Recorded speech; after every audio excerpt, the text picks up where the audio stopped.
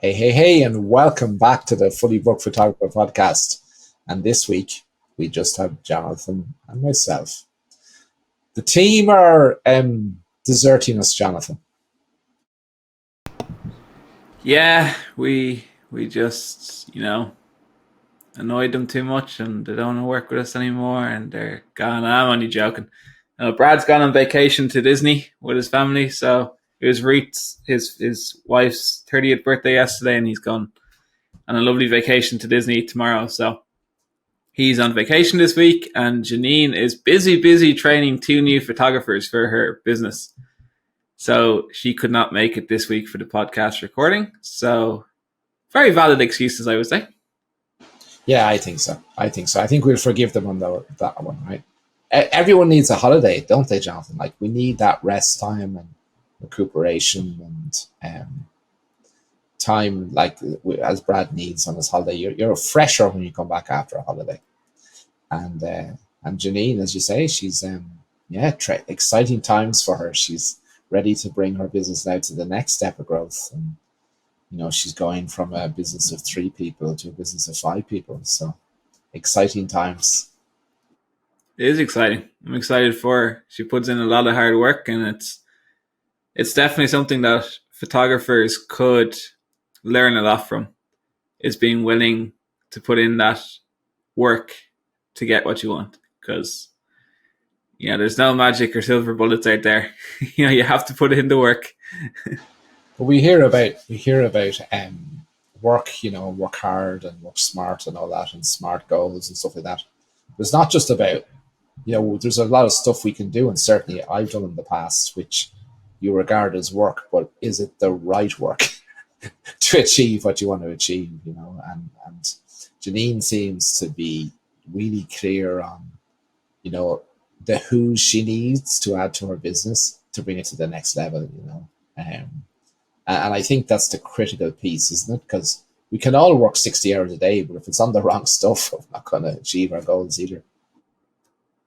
Yeah, absolutely. She's crystal clear on what are the drivers of her business. She knows that bookings are absolutely mission critical, so she's hiring someone for to do her bookings, and she knows that her best value is being working on the business. So she's hired two photographers to take herself out of the studio, so she can actually work on the overall strategy for the business and the marketing ideas and the sales and training the bookers. And so she's eliminating her role as the photographer essentially, because she knows that there's more important things she needs to be focused on to run her photography business. Well, to get it to where she wants to get it to go. Exactly. Yeah. So I believe this week you're interviewing me. This is a bit weird to be interviewed by your son, but it was probably weird for your dad to be interviewing you a couple of weeks back. But yeah, it'd be interesting to see where you bring this. Let's go. Yeah, so you've interviewed the whole team, and you seem to interview everyone and rarely get interviewed. Although I think Brad and Janine had a great discussion with you last week on your new book that's upcoming. But yeah, I think it's good for.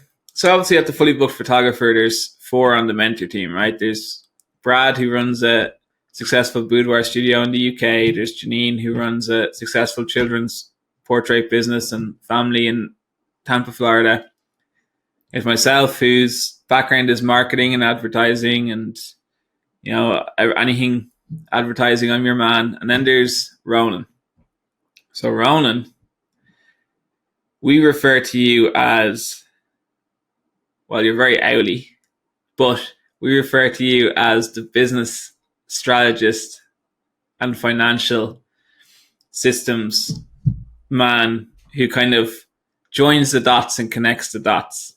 So I want to go back, way back, first of all, to figure out how we got to the present day situation.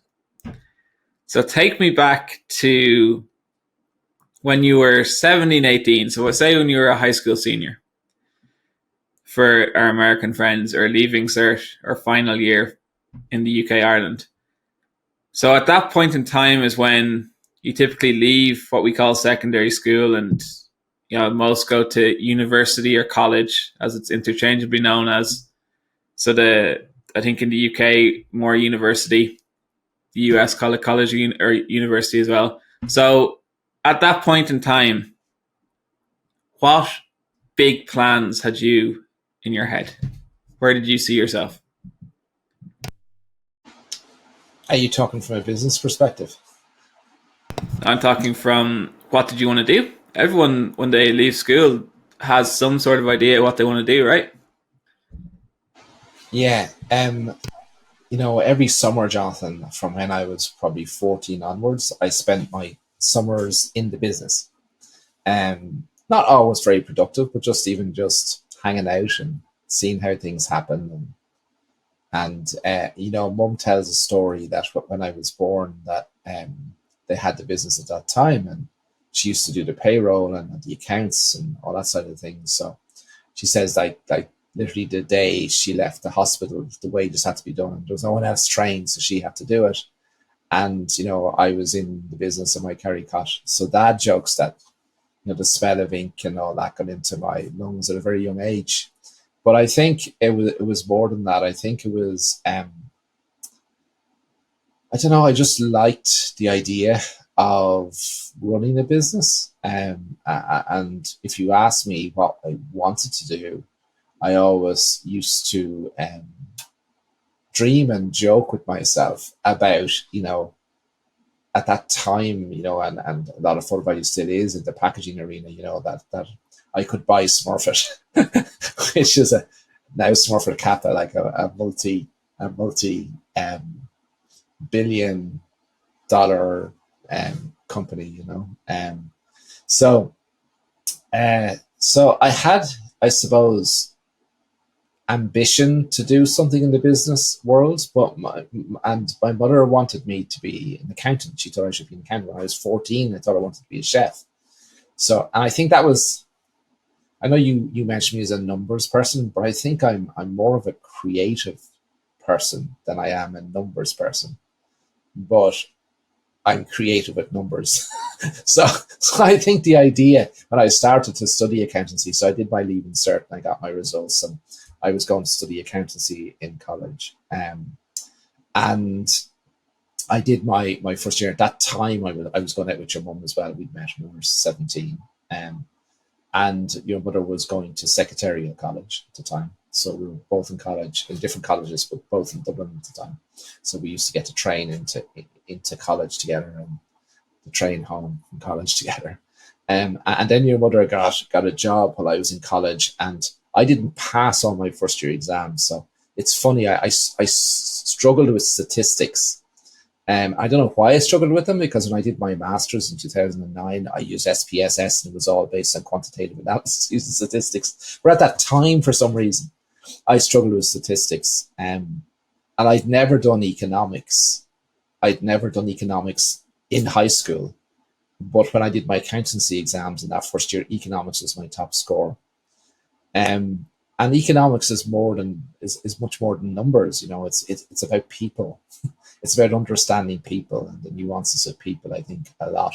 And yes, you do try and financial model people and things and stuff like that. But it's much more a science of, it's not just numbers, there's philosophy there, and there's nuances of human behavior and stuff like that. And often economists get this wrong, but the economy is driven by human behavior. I got off on a tangent now. But anyway, I decided that accountancy wasn't really for me, but what was I going to pivot to?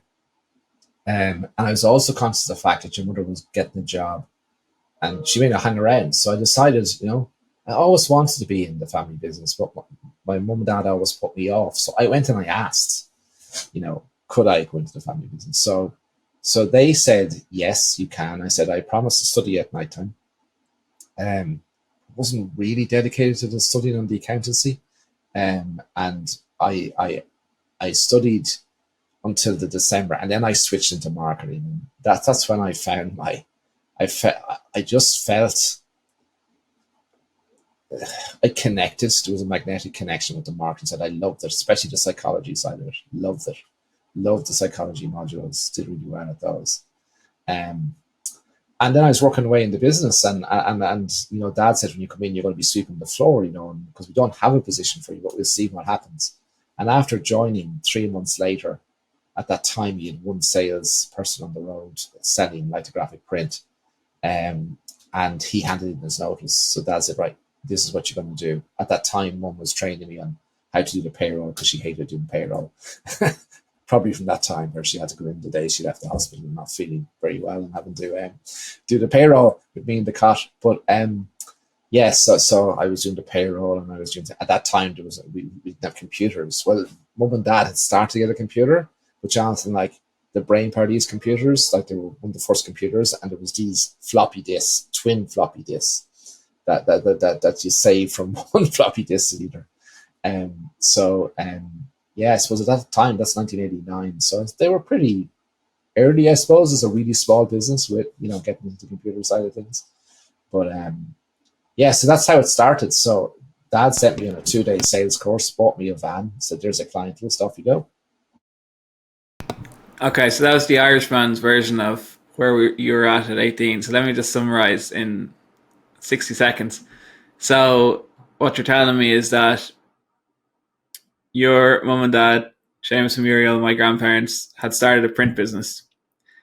And they ran a really successful lithographic print business.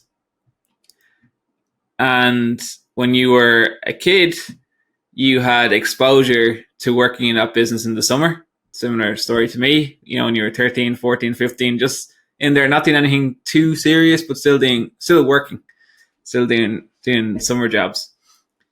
So you always wanted to run your own business, but your parents kind of like pushed you away from that because they realized how difficult it is. And they wanted you to do something else. But, you decided, okay, I'm going to jump in and I'm going to ask them for a job because of other life things happening. And you started working, doing things like sweeping the floor, helping, your mum with payroll and stuff. And then a position became available. And Seamus, your dad, said, right, Ronan, our salesman who's on the road has just left. You're going on a 2-day sales course, and then you're out on the road selling. How did that make you feel at the time? Oh, I was scared shitless, Jonathan. Excuse the French. But I'm an introvert. People don't believe I'm an introvert, but I am actually an introvert. I didn't have a lot of confidence. Growing up, I didn't have a lot of confidence. I don't know why, but I hadn't got a lot of self-confidence. I don't know if that's normal for everybody. But I certainly lacked confidence. And this idea of, having to go into places and sell them print, just, I remember, like, I used to take me, sometimes I'd sit in the van outside a place for an hour to get the confidence to literally go in. So I used to make every excuse under the world why not to, but Dad had structured my payroll that it was primarily commission. So I knew I had to do it. Because your mum and I were planning to buy our first home, stuff like that. So I knew I had to find a way. And I did, because we that lithographic business, from when I started to when we merged it with another business in 2009, grew in turnover, let me do the math now quickly for you, tenfold in that time. But when I started in the selling, I realized why the sales guy had left, because at that time, because he started that business in 1966, so he carved out a niche in thermographic raised printing, where the ink came off the paper and was glossy and really looked really, really prestigious. But the laser printer had been invented at that time, and the two didn't go together. And the laser printer used to melt the ink and ruin the laser printer. So the sales guy knew that and decided, I better go and find another job somewhere, because there's no future in this. So when I discovered it, I had to come back and say, Dad, look, this is the problem. We need to reinvent what we're going to do. At that time, and it doesn't seem that long ago, but like, color brochures weren't everywhere at that time. And I said to him, look, that's the way we need to go. We need to Okay, so stop for a second. So the year is 1989. You've got your first proper full job selling print. you're going around in a van, door to door, you've had a 2-day sales course, you realize that there's a shift happening in the print industry. So you came to that realization. How did you come to that realization? Was it when you were knocking on clients' doors? Did the clients tell you? Or how did you come to that realization that there was a shift happening? I just started to ask questions. So I noticed that some of the clients that we were doing more and more printing that wasn't arrays printing. And I just started asking questions because we hadn't got a laser printer in our business at that time. And because we were dealing with a lot of accountants and solicitors and, people churning out a lot of a lot of paper at that time. Remember, there was no email then, so everything was a letter. And I just discovered it that way by asking questions. Okay, so here's some of the innovation coming in because you're known for it nowadays. So talk to me about that process. So when you discovered this shift in the market, which you're pretty good at overall, when you came back and spoke to your dad about it, what did you say? What did he say? What happened next? Ooh, I actually can't remember. All I know is that um, once I explained it, because he wasn't doing any of the selling for years on that side of the business because he was primarily working in the Photovalue side of the business, and because we had the two separate businesses, and he understood it once I explained it, and I said, and he said, what direction should we go? And I remember our first thing was we bought our first Heidelberg GTO at the time, a 2-color press, not big size sheets, but 2 quarto sheets together, or 2 A4s if you're in Europe. And we just started printing 2-color work, and then I decided that a good route to market, because the stationery market, there was a lot of competition there, and I felt that if I went to ad agencies and tried to sell the idea of that we had the foiling in the business as well, the hot foil stamping, and if there might be a route in there to get color printing with foiling, and I started calling on ad agencies and started to become known in that route. So very quickly we went from small sheets in 2 colors to double the size sheet in 2 colors to the double size sheet printing 4 colors at once, i.e. CYMK, cyan, magenta, yellow, and black, to produce a colored brochure, and to having a 5-color press and that, and the 2 side by side working double day shifts. So I know I'm fast tracking quickly, but that was the progression. And I suppose that vision was pretty much my vision in terms of where we needed to go. When I look back, it probably wasn't the right thing to do fully. It was at the time, but I missed some opportunities along the way. Okay, so at this time then you're selling in the print business. Seamus has started up Photovalue, which started off doing mats for the UK schools market. So fast forward from 1989 over the next 5-10 years, how did your role progress? Where were you primarily focused on? What were you doing? Where did you go from selling? Well, we sort of we built the print business up to a stage where, as I said, we were tenfold the turnover. And in I'm trying to remember the exact year now, but I was made managing director of Photovalue as well, and the print business. And the two combined, when Dad wanted to step back a little bit. I'm trying to remember the exact year now. I think it was around 2003 or 4 or thereabouts. So I was still relatively young. And at that time, digital printing was coming in. And I made the biggest mistake that we see a lot of photographers make today. We all fall for it, right? Because I fell for it, but I fell for it in a big way, John, because I decided that, wearing my marketing hat, that the future for print was personalized color print using databases to people. Well, not wearing my marketing hat is I didn't research that companies had databases to be able to drive the technology. And I went to a trade show and I was sold this machine to do this full color printing. It's now called HB. At that time it was Indigo. And it was a massive investment. It was going to be our bit. We'd invested heavily over the years, but this is going to be our the biggest one-off investment we ever made.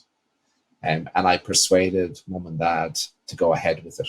I brought some of my team out with me. So I went out to the show, saw it was in Germany, saw the machine, fell in love, signed an intention to buy, came back, brought out some of my team to say we need to check this out to make sure it's right.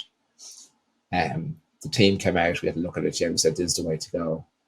Came back, mum and dad weren't quite sure, but I persuaded them to do it.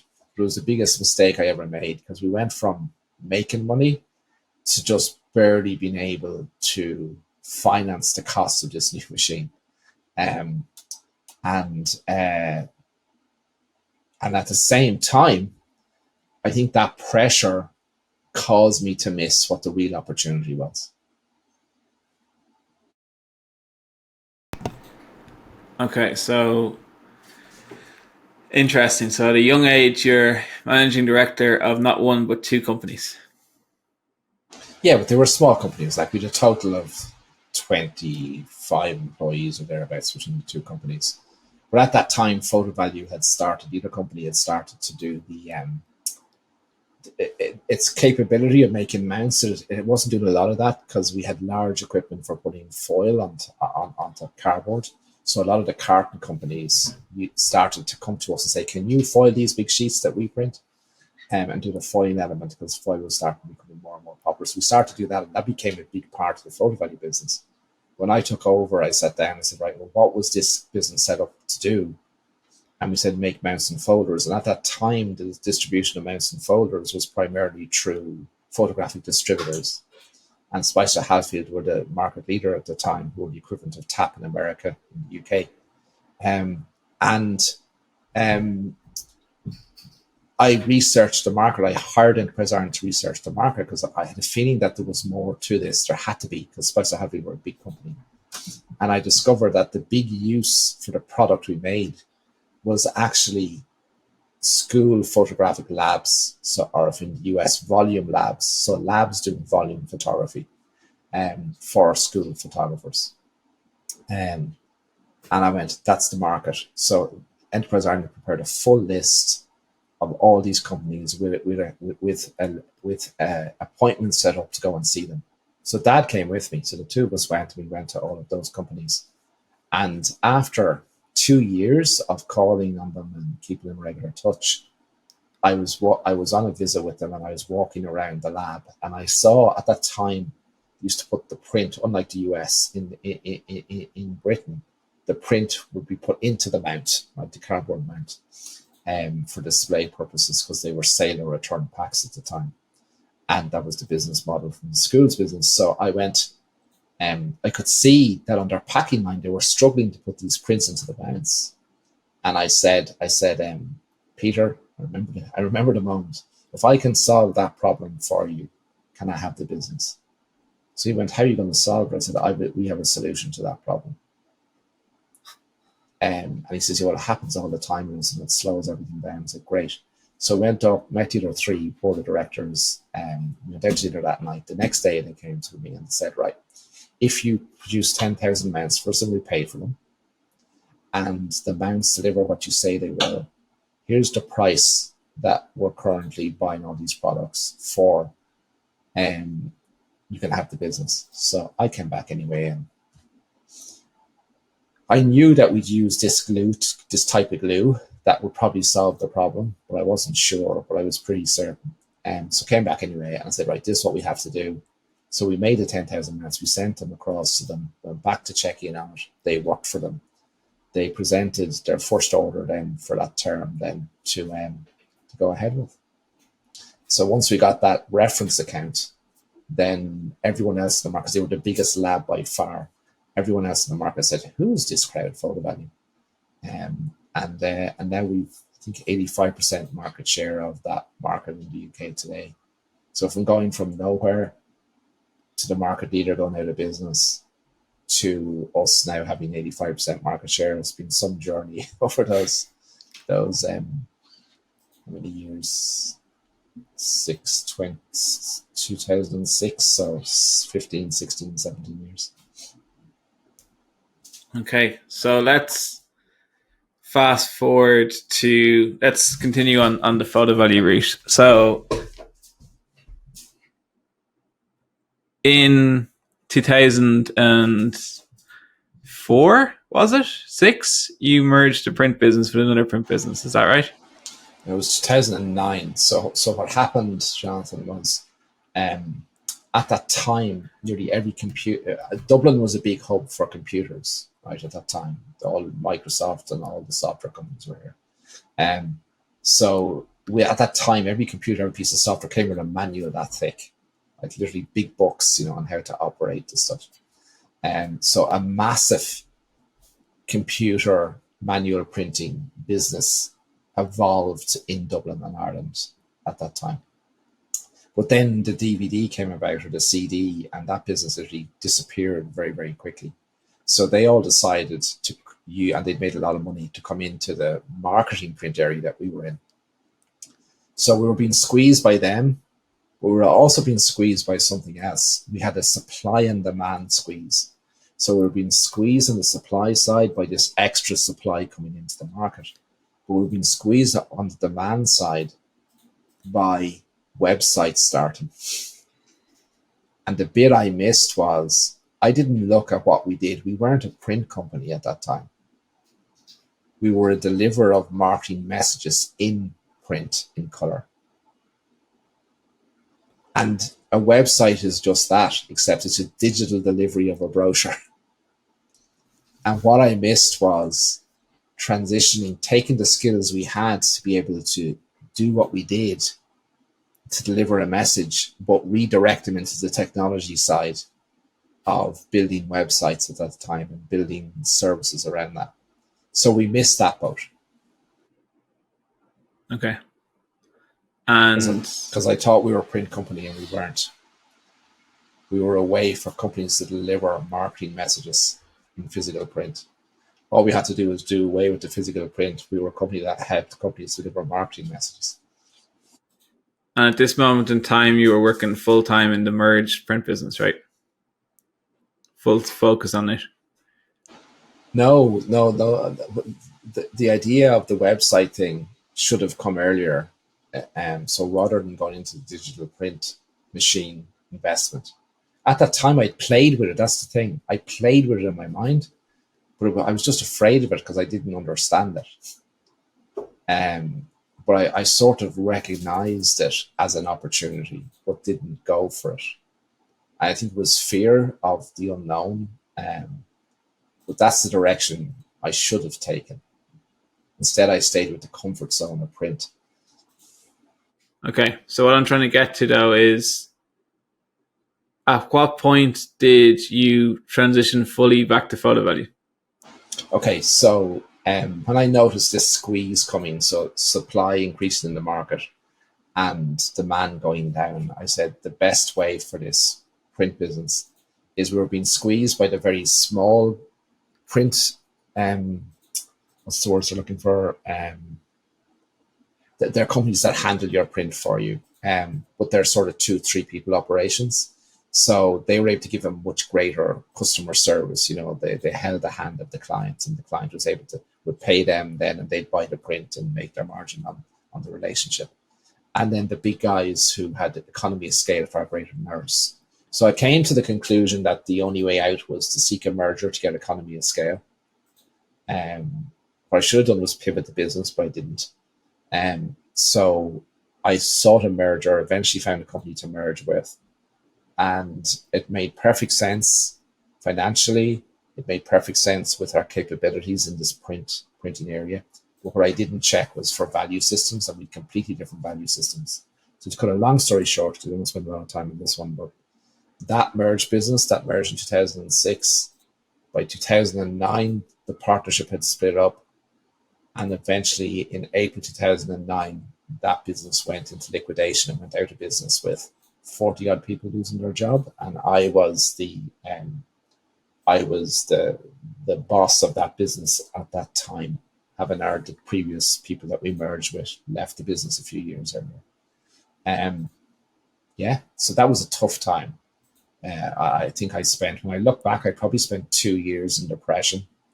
And at that time, I had also finished my last master's, and I was going to go a completely different route. And the family came to me and said, "Look, we know when you merged the business, you were going to split your time between the print business and Photovalue, and that didn't happen because of the mess that it was, and we tried to save it. But we'd like you to come back here. We think there's a job for you to do here." I felt like the prodigal son, but I went back. Um, at that time, I was finishing my master's, as I said, and I finished the master's, and that sort of lifted me a little bit. But it took me a while just to get going again. But around the same time as going back there, it wasn't that I was useless. I was still working. I wasn't at my full potential because of my mental challenges, what had happened. But I, at that time, I mentioned Spice of Hatfield earlier in the Mount business. Literally, I went bust in April. They went bust that June. So, so that opened the floodgates for Photovalue with even an extra opportunity. So I suppose, silver lining and all that. Every client is a silver lining. That was probably the silver lining that that the print business was taken down, but it also took down our main competitor on the Mount side of things in the UK market. So that was the story there, Jonathan. And then I always wanted to find a way to go to America. Always wanted to find a way. It's like the biggest market on the planet. Have to find a way. And I went, so I used to go to some of the trade shows and education shows over there. So I was there in, I can't remember the year now, 2015, I think it was. And I was at WPPI, and Sue Rice was speaking at the time. She was really only starting at that time, but was starting to be recognized. And she started talking about these boxes with putting mounts in a box. And we were already doing that, but not in the sizes she was talking about or in the capacities. And I came back and I said, your mum was with me, and I turned to her and says, "That's our way to America." And she looked at me, "What are you talking about?" And I said, "That's our way to America. I can see this taking off." And I came back to the team, and within 6 months, we had a product on the market that was the best product around. And it was before, I didn't know at that time that Sue Rice was talking to Graphy about doing something together. But we launched before them, and it helped make 3XM the ultimate folio box in the market, which it is today.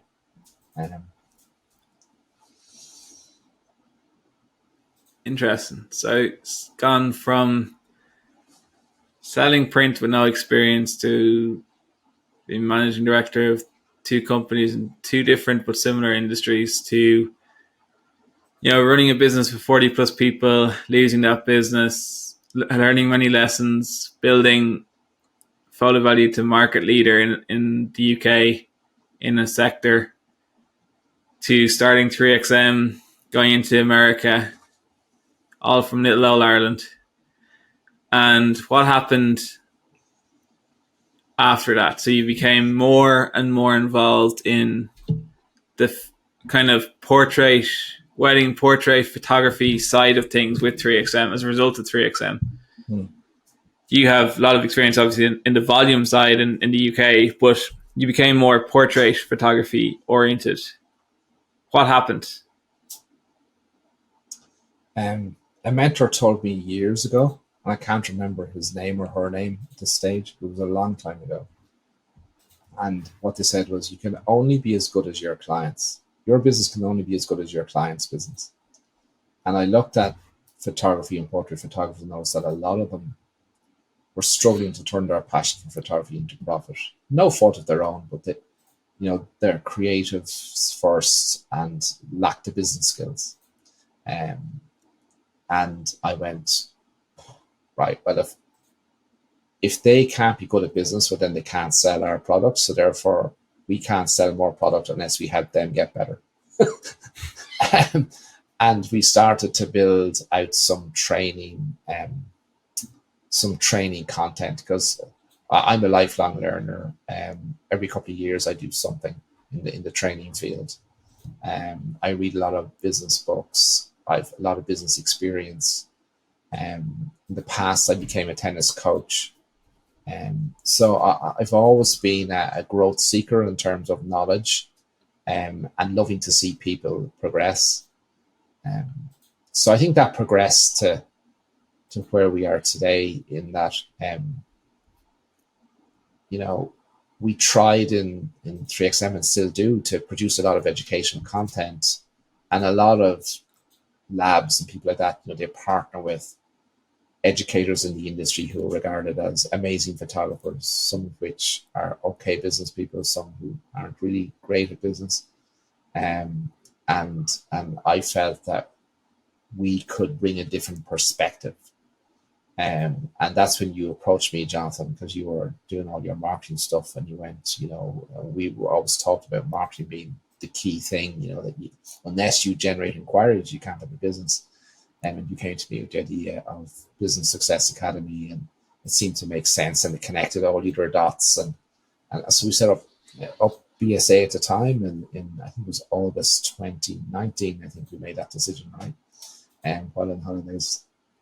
And we set that up, and then COVID happened, um, and when COVID happened, I really felt for photographers, and I really felt for small businesses, and their world. And I said, now's the opportunity to help them, so that when things open up again, and they will, that they're better at business. So I got together a whole load of educators that I'd met in the industry, because at that time I had sort of come from nowhere, being known in the US, to been invited into XXV as the first non-photographer member, and they created a new category, vendor, at the time for that.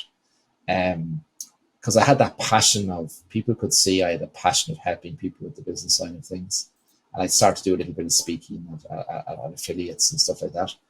So it all sort of came together, and I'd met a whole load got on really well with a lot of people in the industry who were at the top of the industry from a teaching point of view. And when COVID happened, we sort of, I remember I was on to Kevin Jordan, and I was saying, we need to do something.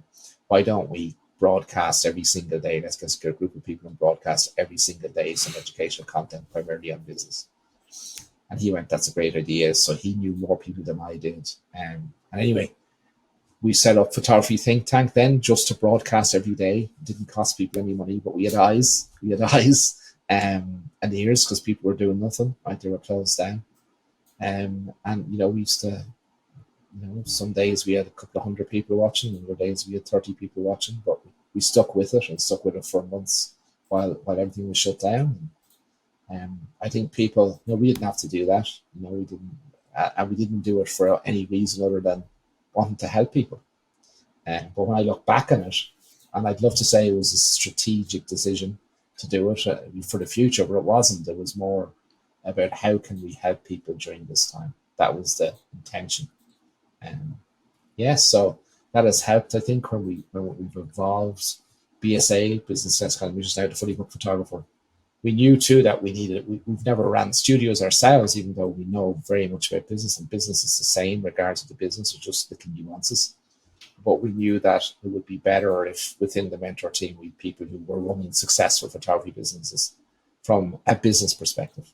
And that's why we found Brad and we found Janine, who I'd encountered at different stages across the UK and Ireland, and parked their names in my back of my head. And when the time was right and said we need to go this route, they were the first two names that came to my head, and said they're the people we need to talk to. And they don't realize it, but their interview was Photography Think Tank. Not on purpose, but they were two of the people who took part in the Photography Think Tank when we broadcast out every single day. All right, some journey. So what's next? What's next? I don't know. While before, when I was much younger, my ambition was to create, really big business and all that. And that changed over the decades. And it changed from that it was not really about me. I think I have a heart and wanted to help people and see people succeed. I think that came through in the coaching when I started to become a tennis coach, and I got great enjoyment out of seeing people get better at doing things and helping them to be better at tennis. And I think I just like to see that in the business world. But I think the big vision I have, and it probably conflicts with a lot of the industry, is I believe that the industry needs to go through a revolution. And it doesn't have to be a bloody revolution, but I think it has to be a mindset revolution. So I think it has to go through a big mindset switch, that it's not about the photography, it's about how we use the photography to solve a problem for our clients. And we talk about this all the time. So there's nothing new for those who listen to our podcast. But it's so much of our industry is built around, that you have to have an amazing image to, if you have amazing images and be a master photographer and win awards, that people will be banging down your door to do business with you. And it's not really about that, and that's not really the truth. It's where it is important to be really competent in photography. You have to be competent not because of the great art you create, but because you can concentrate full time on your client's needs while you're taking that photography. So you don't have to be looking at your camera and check your settings and checking your lighting and all that stuff. That you're totally focused on delivering a transformation experience for your client. So that's what's I probably over the last number of years, Jonathan, I've structured our business that I'm not involved pretty much at all in the day to day. Okay, I'm involved in the daily stand up every day with my team, but to try and move this forward by providing the education and the guidance and the thought around just even considering this. And Gary Box, who everyone knows in the industry in the US, when he was at our Future Photography event in 2019, he christened me something at that. He said, "Ronan, you're the thought provocateur of our industry." So I don't know whether that's a compliment or it's something else, but I think that's my role, is just to try and get people just to think a little differently about what our industry is truly about. So I think that's my future. And I don't have all the answers. I don't think anyone has all the answers. But I do think that we do need to think differently about what we're truly about. Alrighty. This is different. What's it? Because I'm not asking the questions, it was different. I feel like I know better now why you ask the questions. Not only do you ask better questions, but when you are answering questions, you love going on tangents, so it's hard to shut you up. So maybe that's why we all let you ask all the questions as well. I'm only joking. All right. Do you want to wrap us up?